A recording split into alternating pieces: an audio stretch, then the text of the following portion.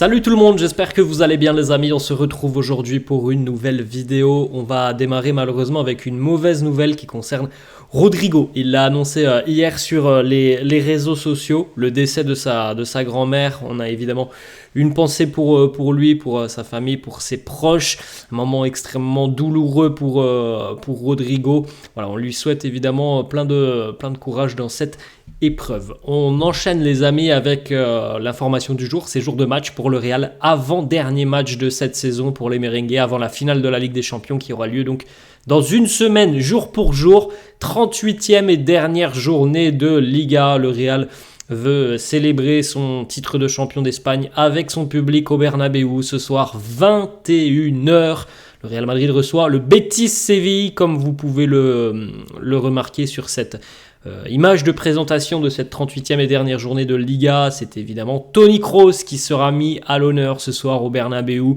Toni Kroos qui jouera son dernier match sous les couleurs du Real au Bernabéu, puisqu'il jouera évidemment la finale de la Ligue des Champions la semaine prochaine. Ça sera l'occasion pour le public madrilène de célébrer l'un des plus grands milieux de terrain de l'histoire du Real Madrid, de pouvoir le remercier, de pouvoir communier, de pouvoir profiter de bons moments ce soir au Bernabéu. Il y aura évidemment un bel hommage qui sera rendu à Toni Kroos, qui devrait normalement être titulaire et sortir en cours de jeu pour que le public puisse lui réserver une ovation. On continue les amis avec les deux unes des quotidiens madrilènes. Le quotidien AS qui titre Matador, félicitations au Real Madrid section basket qui s'est imposé hier en demi-finale de l'Euroleague 87-76 face aux Grecs de l'Olympiakos. Une nouvelle fois, le Real est qualifié pour la finale de l'Euroleague. On rappelle les amis que l'Euroleague, c'est l'équivalent de la Ligue des Champions. Donc une nouvelle finale de Coupe d'Europe pour la section basket. Et puis évidemment les adieux à Kroos qui se préparent du côté de Madrid. Hasta siempre, Kroos. On enchaîne avec la une du quotidien Marca. Là aussi, Kroos est présent. Ultimo passe en casa. La dernière pour Kroos au Bernabéu, à un paso de la 12 pour le Real section basket qui est en lice pour une 12e victoire en Coupe d'Europe quand les garçons au foot recherchent la 15e en Ligue des Champions. On peut les féliciter puisque en l'espace de quelques jours, donc le Real retrouve sa section foot en finale de Ligue des Champions, sa section basket en finale de l'Euroleague, la grandeur de ce club qu'est le Real Madrid, représenté par la diversité aussi de ses sections sportives. Le Real, en l'espace de 10 ans au foot, c'est 6 finales de Ligue des Champions. Au basket, c'est 5 finales en 10 ans. C'est un bilan exceptionnel, les amis. C'est une finale tous les 2 ans pour les sections de sport du Real, donc foot et basket. C'est tout simplement monstrueux. Petite information pour ceux peut-être qui suivent de près le basket. Le Real affrontera un autre adversaire grec en finale de Ligue des Champions, de l'Euroleague, après avoir éliminé l'Olympiakos. Cette fois-ci, ça sera le Panathinaikos qui se dressera face au Real en finale. On enchaîne les amis, petite photo de la séance d'entraînement de la veille.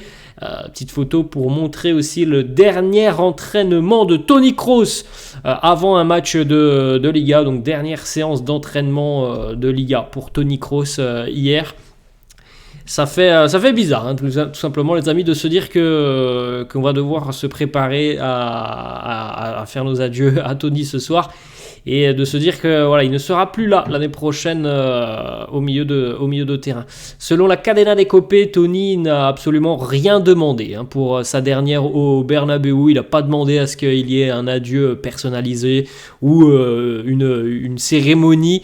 Mais évidemment, il y aura des hommages qui seront rendus. On connaît l'humilité de Toni Kroos. Voilà, qui n'aime pas forcément se mettre en avant.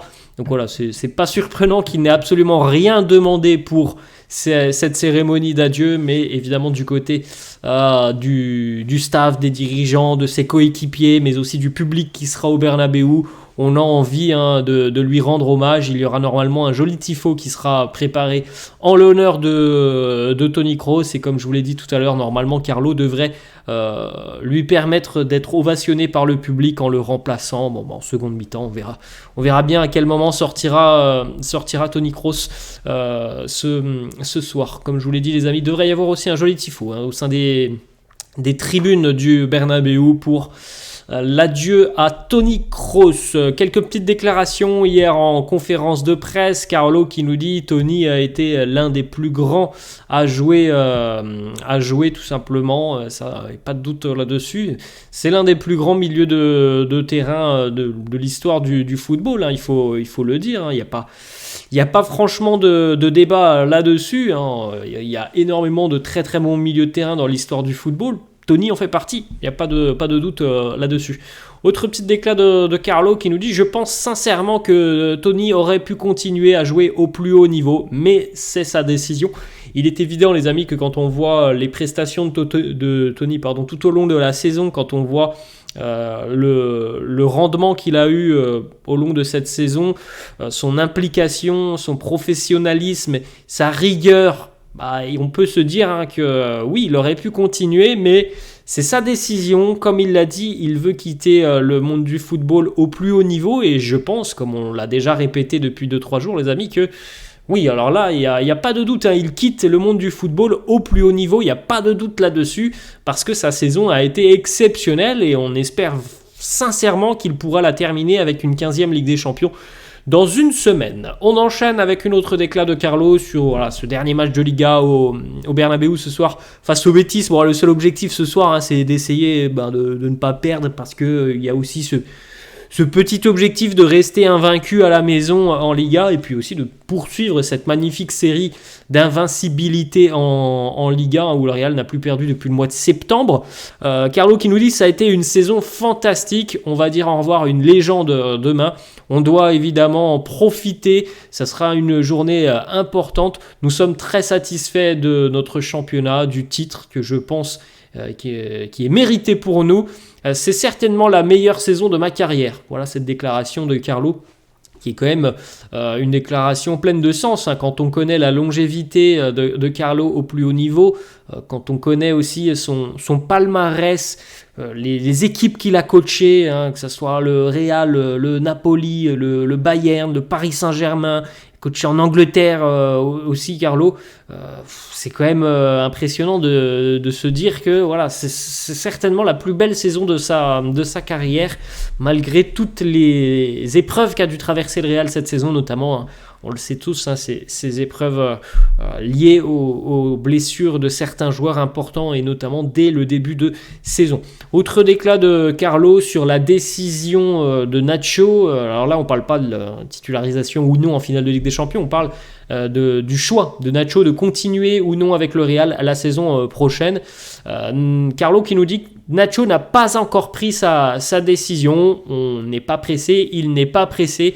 Il prendra sa décision après que la saison soit terminée. De toute façon, c'est souvent comme ça, les amis, que ça se passe. Alors, parfois, il y a des décisions qui sont prises un petit peu avant, comme par exemple Tony Kroos, comme par exemple Luka Modric, on l'a compris. Mais il y a aussi des décisions qui sont prises une fois que la saison est définitivement terminée. Ça sera le cas pour Nacho, ça sera le cas entre guillemets, ça sera l'officialisation de Kylian Mbappé lorsque la saison sera terminée. Donc dans une semaine, jour pour jour, la saison sera terminée à 23h, 23h30 à peu près après la finale de Ligue des Champions face au Borussia Dortmund. Et on aura des informations aussi qui concerneront certains joueurs qui, pour le moment, n'ont pas encore prolongé ou n'ont pas encore évoqué leur avenir, même s'il y a une tendance. Comme par exemple Lucas Vazquez aussi. On sait aussi qu'il y a de fortes chances que Lucas prolonge, mais pour le moment, ce n'est pas officiel. On enchaîne avec une autre déclat de Carlo Ancelotti qui nous dit « Si nous remportons la finale de la Ligue des Champions, je pense que ça sera un joueur du Real Madrid qui remportera le Ballon d'Or. Mais ce n'est pas la chose la plus importante pour nous. De toute façon, c'est pas la chose la plus importante à l'heure actuelle, je pense, dans la tête de Jude Bellingham et Vinicius, qui selon moi sont les deux joueurs du Real qui postulent à ce Ballon d'Or à l'heure actuelle.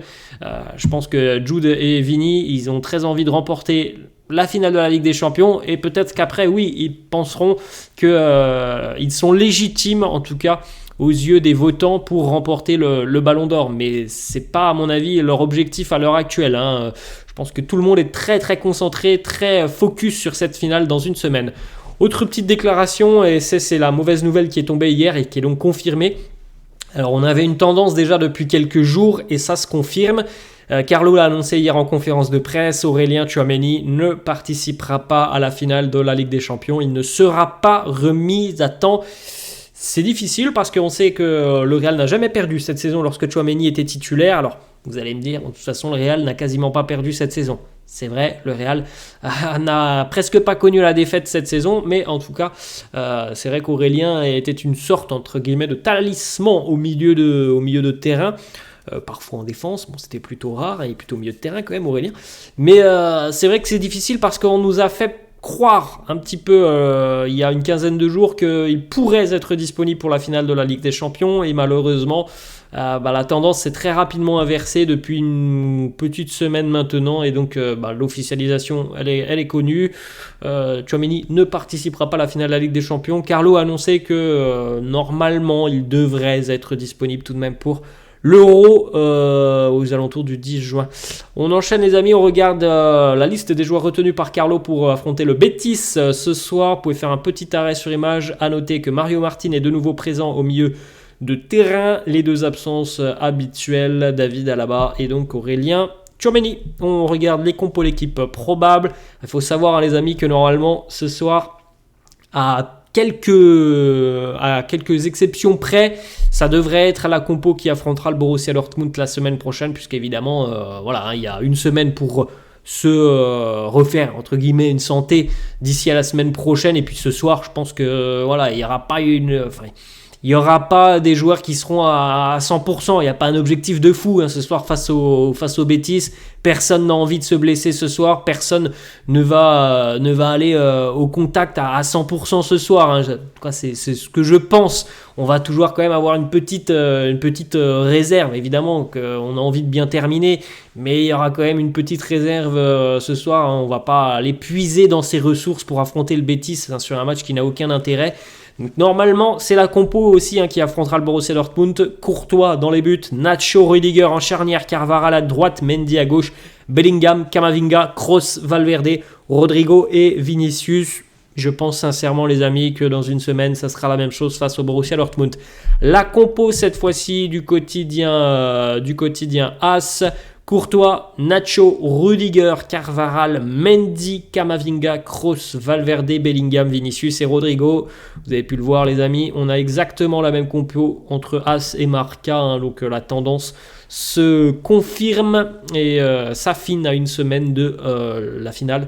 Normalement, ça sera cette compo face au Borussia Dortmund. Petite information de Sander Berge, un journaliste mercato qui est souvent plutôt bien informé. Sander Berge nous annonce que le Real va vraisemblablement signer définitivement Rossellou en fin de saison pour normalement un contrat d'une saison supplémentaire pour le buteur espagnol. On enchaîne avec une information Fabrizio Romano qui concerne Luka Modric qui aurait rejeté des offres colossales financièrement parlant, notamment de pays un petit peu exotiques entre guillemets comme l'Arabie Saoudite, de championnats exotiques.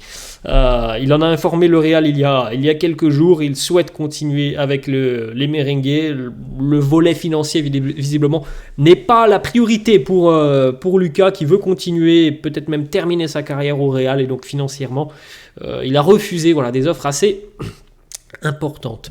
On continue les amis, on va terminer d'ailleurs avec cette petite information qui concerne l'Euro, l'approche de l'Euro.